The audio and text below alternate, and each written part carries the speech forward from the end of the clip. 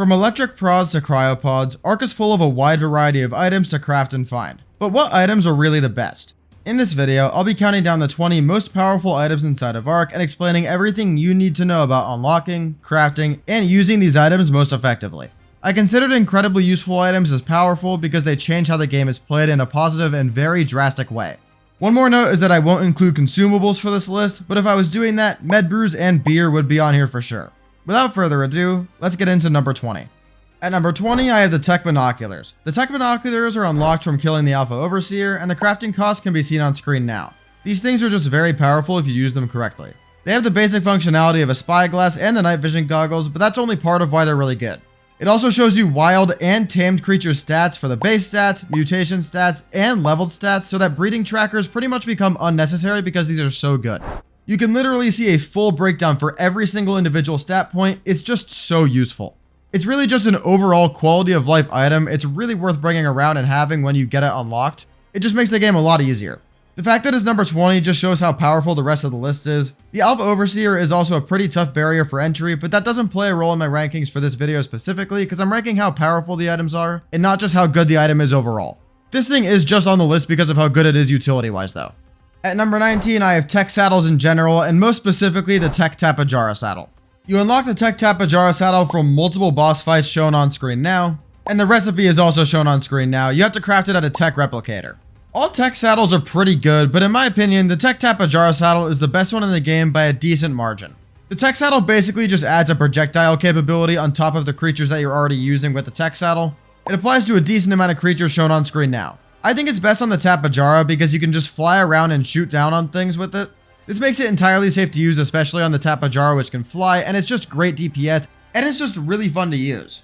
Another creature that I really like using the tech saddle on is the Rock Drake because it's also really maneuverable and can avoid most threats. The lack of necessity for this in PvE makes it towards the bottom of the list, but it's great in PvP and it turns some pretty average creatures into really meta viable options in certain situations.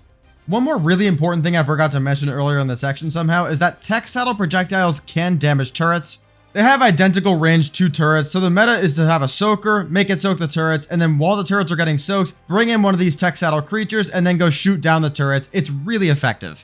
At number 18, I have the long neck rifle, and I might be putting this too low, but there's a lot of really good items in this game. The long neck is unlocked at level 35, and you can see the crafting recipe on screen now. The long neck is simply the best option in the game in my opinion for knocking out tames for 95% of your playthrough. It has great range and really good ammo efficiency because you get a lot of damage per bullet. It's effective for damaging on top of the knockouts because you can do stuff like shooting Uranus in the tech cave to kill stuff before it can get near you, taking out other threats in PvE like stuff deep into a cave. And in PvP, it's really good for just getting some nice damage off from a far distance. It's also pretty easy to get a really good blueprint for one of these, and it makes it so much better. The ammo is also really cheap, which is a nice plus. It's not the most versatile weapon in the world, which is why it's not super high on this list compared to other weapons. But knockouts are insanely important, and it's not really only powerful for just knocking creatures out, so I put it on the list. The only major downside for the long neck compared to other weapons that are on this list, besides the lack of versatility like being able to use it underwater, is the fact that the DPS does kind of suffer just because it's a one shot and then you have to reload. But it serves its purpose really well and absolutely deserves to be on the list. At number 17, I have the Riot Shield, which is unlocked at level 92, and the crafting recipe is on screen now. You make it at a fabricator. Unlike armor sets, which I'll talk about later in the video, spending extra resources to make a Riot Shield compared to something like a Metal Shield or other lower tier shields is actually worth the resources. Riot Shields simply protect you a ridiculous amount from damage. They have fantastic durability, and they're helpful inside both modes. They of course shine more in PvP just because there's a lot stronger stuff trying to kill you in that mode, but they can also be really useful in certain objectives like caves and certain difficult on-foot missions in PvE. The reason the Riot Shield is here instead of the Tech Shield is just because I think it's way more cost effective. The Tech Shield is definitely cool and the recoil damage that it offers is interesting, but I think the extra cost is just not really worth it for the Tech Shield compared to the Riot Shield, especially when you need to craft a ton of these and especially when you get really good blueprints for them. The Riot Shields are just simply more worth your time. They're also a lot cheaper to repair, and they do get damaged a lot. That's kind of the point of using a shield, so that's a nice plus too. At number 16, I have the mech, which is unlocked at level 91 and is crafted at a tech replicator. On screen now you can see the recipe for a basic primitive mech craft, but there's way better ones that are much more expensive. The mech is awesome. You have multiple attachments you can throw on it, including the Mega Mech, which is awesome for the Alpha King Titan fight, and the MDSM, which is great for defending. It's also pretty fast, it's strong, and you can use the new tinkering desk that came with Ark Extinction Ascended to basically force yourself into getting great blueprints at cheap costs. In Ark Evolved, they're also amazing, but you just have to put more work in to get a really optimal build. It also has a ranged attack in its kit, which is really great for killing the Desert Titan. You can just stay on the ground and use its really great range to shoot up at the Desert Titan and kill it with zero risk to get really good drops. It's also a really good bring for the Forest Titan fight because when you're riding in a mech, you can't get grabbed by any of the Forest Titan's abilities, which makes the fight a lot safer. For PvP, it's also an excellent choice for just clearing out a bunch of foundation spam, and is especially good in 2025 yet again because you can just go farm a lot of enforcers and scouts and use that tinkering desk to get great blueprints for cheap. You can also heal it with the scout, which is a nice touch, and just the fact that you can use a giant robot with a sword and a laser gun is way too cool not to include somewhere. Speaking of powerful items, this video is sponsored by the brand new Red Magic Astra gaming tablet. Some of my favorite features include its incredibly lightweight design, great battery life, fast charging speed, and phenomenal cooling capabilities that stop it from overheating even after hours of use. It also has a great size to screen ratio and a Qualcomm 8 Elite chip that makes gaming on the Red Magic Astra gaming tablet a one-of-a-kind experience. It's for all these reasons that I consider this device to be the best mobile gaming choice on the market. From basic games like Brawl Stars to more intensive games like Ark Ultimate Edition, it's able to handle all kinds of games exceptionally well. This tablet also isn't just good for gaming, you can enjoy using it to watch shows, movies, or do other everyday tasks. With its high-resolution OLED screen and 9.06-inch display, the Astra gaming tablet finds a perfect balance between portability and size. You can use it both at home or on the go, and it's great in both environments. Watching Jace Ark videos and taming trikes in Ark Ultimate Edition has never been easier. It's also significantly cheaper than other tablets on the market right now, so this is just a great choice if you're in the market for a new tablet. Another thing that I really like about the Red Magic tablet is you can charge it with USB-C, which is just really convenient and never has to get replaced. It also has a ton of storage, so you can store a lot of videos, photos, and games. It's just a great choice. There's a link in the description of the video as well as in the pinned comment if you're interested in checking it out. I highly recommend it. Thanks again to Red Magic for sponsoring this video. Without further ado, let's get back to the list. At number 15, I have the crossbow. The crossbow is unlocked at level 25, is crafted at the smithy, and is really cheap. You can see the recipe on screen now. The reason the crossbow makes the list and is higher than the long neck rifle in my opinion is because of its versatility. It's great for tranking out creatures, you can knock out underwater creatures, land creatures, and it's pretty much the most versatile knockout weapon in the game until you get to late game. It's exceptionally easy to get good blueprints for this too, which gets it even stronger than it already is. And even though the crossbow is worse than the long neck for knocking things out, it is good enough to knock out pretty much everything in the entire game. The grappling hook functionality alone is essential in both modes. You need it for PvP in a ton of different situations like grapple glitching, getting out of being grabbed by a flyer, or just getting out of a pinch, and in PvE it makes caving a complete joke, and can get you out of sticky situations as well. It's also really cost effective for dealing good damage. It does have a one-shot system just like the long neck, but the damage per shot is pretty good. And the arrows are obviously ridiculously cheap. The damage per second does lack because it's a one shot and then you have to reload just like the long neck, and this is weaker than most of the guns in the game, but you're really not using the crossbow for major damage. You can also put flame arrows on this too, which is a nice extra bit of versatility. You can do damage over time with that. Just a fantastic weapon.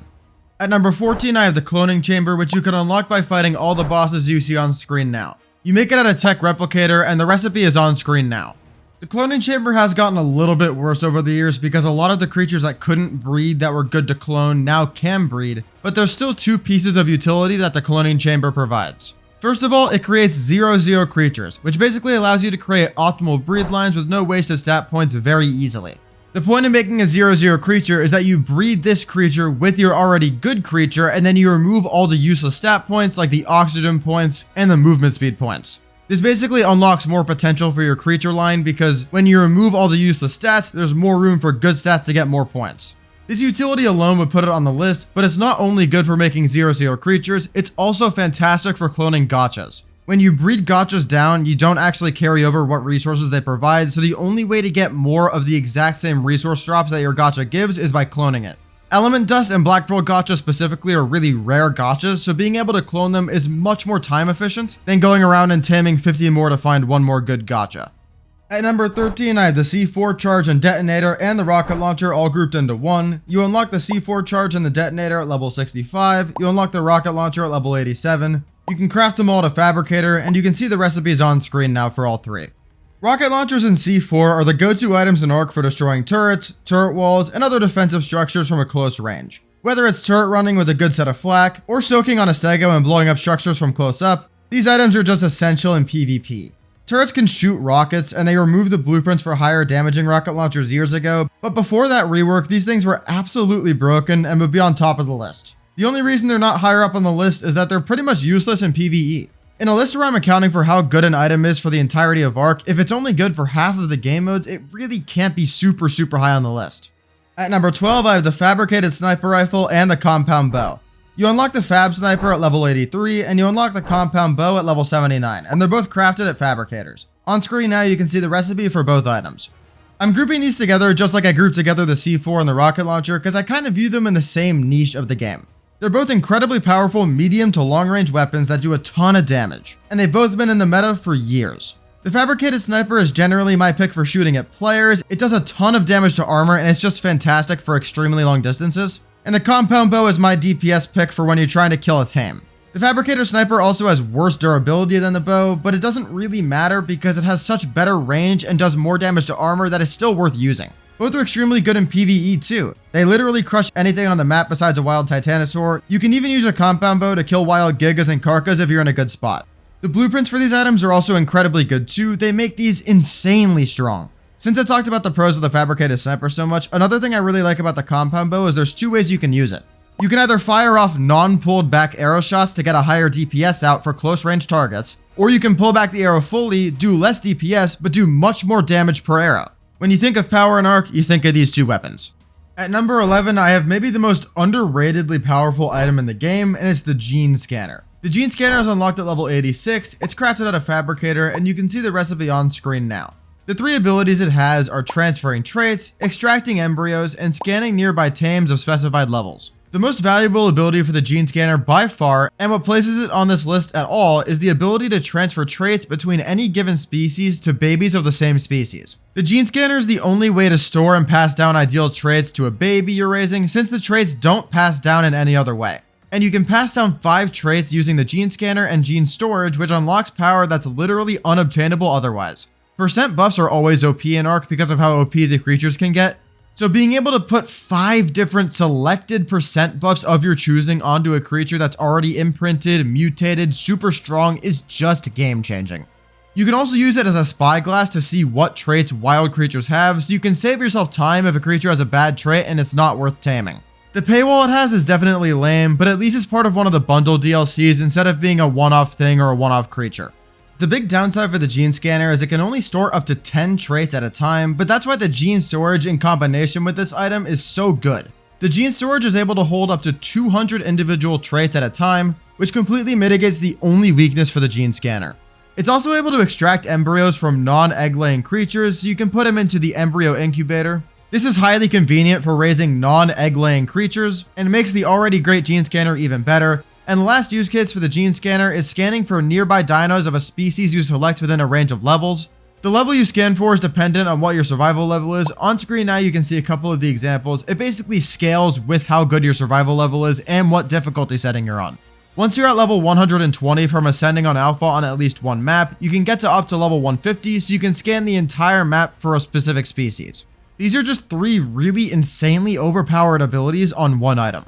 At number 10, I have the Pump Shotgun, and this is the highest ranked non-tech weapon on the list. The Pump Shotgun's unlocked at level 55, you craft it at a fabricator, and you can see the recipe on screen now. In my opinion, this is the best pre-tech weapon in Ark by a pretty decent margin. It's great for bosses, especially for when you're cheesing bosses. It has a fantastic ammo to damage ratio. The damage fall off is way less than you'd expect, especially for a shotgun. The DPS is really high, especially for how fantastic the ammo efficiency is. Crafting ammo for this really isn't that bad compared to a lot of the more expensive ammo types. Getting a good blueprint for this is one of the most important tasks in the game because of how good they are on higher tiers.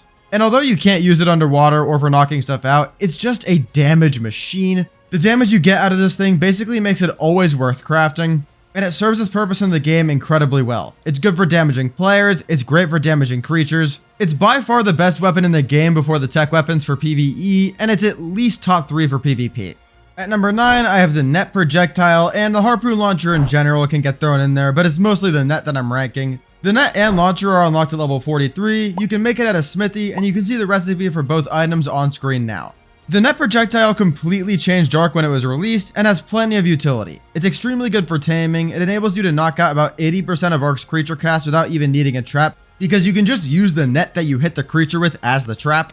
Most notably, this is useful for Quetzal tames because those are just a pain in the ass and they become a complete joke if you net them. And on top of being arguably the best item in the game for taming, which is useful for both PvE and PvP, it's good for other PvP applications as well. One really effective way of using this in PvP is dismounting riders off of their soakers, but you can also use it to dismount players from highly mobile tames like Manas and Bloodstalkers. If you're able to land a shot like that, it's so good.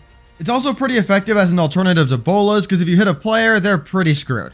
Obviously the projectile is a little bit slow, which is why it's not completely broken in PvP. You can also use a sword to just swing off the net from your creature, but this does take a couple of seconds, so the net is still effective in certain environments in PvP, and yet again, it's just so broken in PvE that I had to mention it. The harpoon launcher is solid in its own right for tranking things out underwater. It's pretty underrated in that sense, and there are blueprints to make it even better, but the main use case here, and the reason it's on the list, is the net. At number 8, I have the Tech Replicator and the Exomech. Both of these are tech engrams. For the Tech Replicator, you can see all the bosses on screen now that you can beat to unlock it. And for the Exomech, you need to beat Rockwell Prime on any difficulty. You make the Tech Replicator in a drop or an obelisk, and you make the Exomech inside the Tech Replicator. The Exomech is basically a mobile Tech Replicator that also has attacking capabilities, the ability to pick up and move structures around, and some pretty useful utility, especially during the Rockwell Prime fight. It's hard to rank because you could easily argue for it being first place.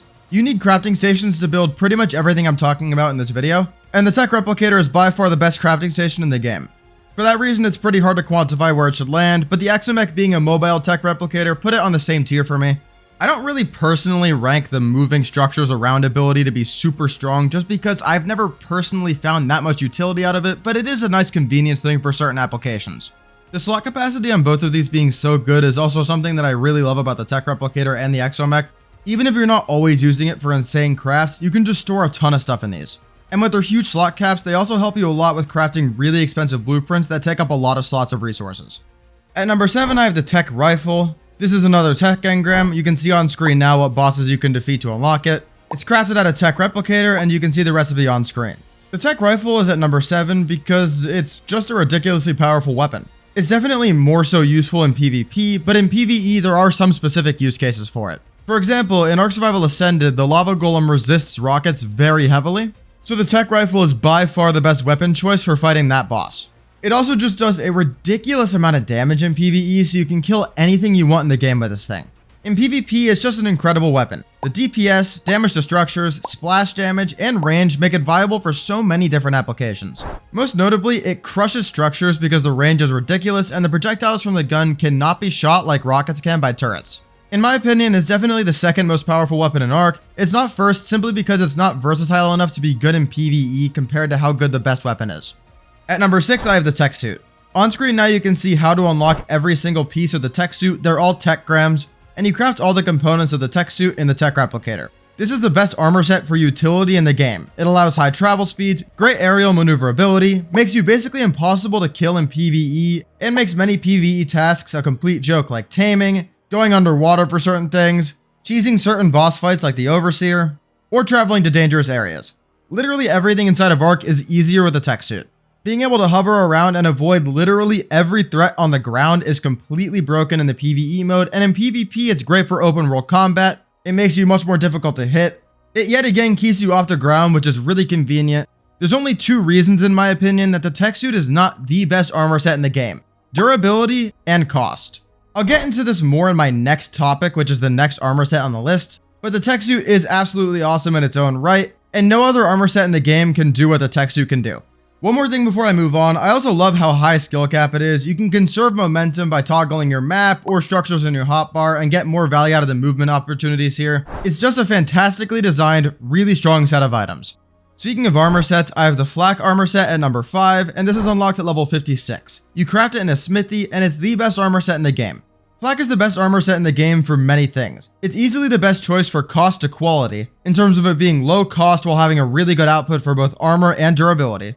And it's much more time effective to craft flak than riot because riot requires more resources. For riot armor, you need to go get things like polymer, which is a complete pain in the ass. With flak, all you need is metal, hide, and fiber. So regardless of how good the blueprints are, if you're in a large tribe setting, or even if you're just playing through the game and you need to repair your armor or build a new armor set, only needing metal, hide, and fiber the entire time is much more convenient for basically the same armor quality output. If you're in PvE, there's nothing in the game that will be able to kill you if you have flak that won't be able to kill you if you have riot on. And in PvP, when you need a million copies of these items, crafting the flak is much more feasible for pretty much the same output. Especially when you have high level blueprints, which is pretty much mandatory for any of these good armor sets to be really worthwhile. The extra resource requirements from the riot and the tech are really going to start stacking up and being a lot more noticeable. Another perk of the flak over the riot armor is that it doesn't heat you up nearly as much, so it's convenient to use. And the most important thing when it comes to armor in Ark PvP and even in PvE is not armor rating, it's durability. Once your armor is at a certain point of quality where it's pretty good, you really only care about it not breaking for the most part. That's usually why when you're in fights and you see somebody's armor break, that's when they're the most vulnerable. It's not when their armor isn't that good. Flak armor definitely doesn't have as much utility as tech armor, and the peak armor rating for the flak armor is lower than tech, but the durability can go to a higher height. It's much more easy to mass produce. It's more useful for 80 to 90% of applications, and in my opinion, riot is a tier below both. At number 4, I have the cryopod, which is unlocked at level 51. It can be crafted at terminals, drops, and the tech replicator. Cryopods are easily one of the most powerful items in Ark, even after all the nerfs that it's received over the years. There used to be even more utility for these before, but I'll get into that in a second. One thing that they removed was when you could throw out a Giga on the floor and just one-shot somebody, and it was just ridiculously OP. This was called a pocket Giga. They removed this in PvP by making it so that you need cryo fridges nearby to deploy creatures in the PvP mode. But even after this adjustment, the cryopod is still so convenient that it's easily top 5 on this list. Being able to throw out creatures and store hundreds into cryo fridges makes the game less laggy, makes moving your base or tackling specific objectives like farming or caving much easier, and it even makes things like breeding a lot easier too, because you can store away tames to open up space for yourself, or even just store creatures so you can go out to get food so they don't starve while you don't have anything ready. The craziest thing about cryopods is that they weren't even just better before because of the Pocket Giga thing. You could also use cryopods to reset imprint requests. Let's say, for example, you're racing a Giga and then it asks you for extraordinary kibble. You could just put it into a cryopod, throw it back out, and then it could ask you for a cuddle and you get the same imprint quality. Quality of life isn't something that I always consider to be super powerful, but in this case, it absolutely is. At number 3, I have the tech bow, which is unlocked at level 116. It's crafted at a tech rep, and you can see the recipe on screen. The tech bow is just the most powerful weapon in Ark. You can use it to trank and kill extremely effectively. It has damage over time and explosive arrow options as well. Just having 4 arrow types in general is completely ridiculous considering the fact that you can just toggle between them in a menu really easily. Especially considering they're all strong in their own right. The tech bow also has pretty much unlimited range, instant hit reg when you're in a certain mode, which is crazy strong, and the stats on it are just ridiculous. In my opinion, this is the definition of power, utility, and versatility all in one weapon. It's also incredibly fun to use, and the only downside in my opinion is you have to be over level 105 to unlock it. The easiest way to get this unlocked in my opinion is going to Scorched Earth, killing the Alpha Manticore, and then getting the 15 levels for ascending on that map, then going back to Genesis 2 to unlock the engram. At number 2, this may come as a surprise, I have the Skiff. The Skiff is unlocked from beating any difficulty of the Master Controller fight, and you craft it at a tech replicator. On screen now you can see the cost for the tech Skiff. Compared to how good it is, this is actually pretty cheap. This item's just ridiculously OP. It allows you to travel around the map at insanely high speeds, you can place structures on it, and most importantly, you can apply it for both really good farming utility, mobile base utility, and PvP utility. For farming, it has a 16,000 weight limit on it, and the best farming combination for this thing is putting a tech strider on the back of it, hooking the tech strider up to a dedicated storage back at your base, and then flying around on the insanely fast hover skiff as the tech strider is farming. This is unquestionably the best farming method in Ark for 90% of the resources. Anything the tech strider can farm, this is your best bet. It has a pretty large surface area, so you can build a decently sized base on the back of this thing. And for PvP, it has 10,000 HP, so it's no easy task killing this thing, especially considering how fast and hard to hit it is. The best application I've seen in PvP for this is two things. One is you can just hover at a distance away from a base and use long-range weapons like a fab sniper or a comp bow and just really crush people. And secondly, you can just fly over a base and drop down soakers on it, or even use magma source on top and then drop down those lava rocks which do a ton of damage to structures. There's just so many applications for this. It's really, really good, and killing the Gamma Master Controller is not that difficult, so it's pretty easy to get to. At number 1, I have turrets, specifically the heavy and the tech turret. The heavy turret is unlocked at level 100, and the tech turret is unlocked from all the bosses you see on screen now. Turrets are absolutely the most powerful item in Ark. Think about it like this. Turrets were designed to defend against everything I just described to you throughout the entire video. Without turrets, there would be no balance in the PvP game mode at all. And while turrets are a bit overkill in the PvE side of the game, it does prevent stuff like griefing, and it's good for just keeping your base 100% safe, even though it is overkill. The new turrets they release in ASA, like the Hive Wasp turret and the Tesla coil, are also pretty powerful too, but they're not as good as the heavy and the tech turret just because these are more support turrets that are designed to be used in combination with the heavy and the tech turret. The heavy and the tech turret combine to defend extremely effectively. They're both needed in a proper base defense. There's entire videos online about how to build optimal towers, optimal turret walls, optimal defenses for your base, because it's just so important and every single one needs turrets. PvP simply wouldn't work without them. It completely sets the meta, and especially now that the template hammer's been released with the newest update from Ragnarok, now that you can just place down entire turret towers, turrets just got even stronger. You can even use them in other situations than just defending your base. If you run around with a turret on you and you have a charge battery, you can just place down a heavy turret, put a bunch of ARB in it, throw in a charge battery, and then wait 30 seconds and it'll be up and running to help you in a fight. There's other use cases people use them for, like blocking off obelisks and drops to be annoying, but there's really nothing else I need to say here. They're the strongest item in Ark. They're not the best thing in the world in PvE, but they're so powerful and they're so important to the game's meta that they have to be first place. Thanks again to Red Magic for sponsoring this video. Links to the Astra Gaming tablet can be found in the description and the pinned comment if you want to check it out. I highly recommend it. Thank you to my members for helping support the channel. If you enjoyed this video, I guarantee you that you'll enjoy the video linked on screen now that talks about every single weapon inside of Ark, including the ones I talked about in this video. I'll see you there. Peace.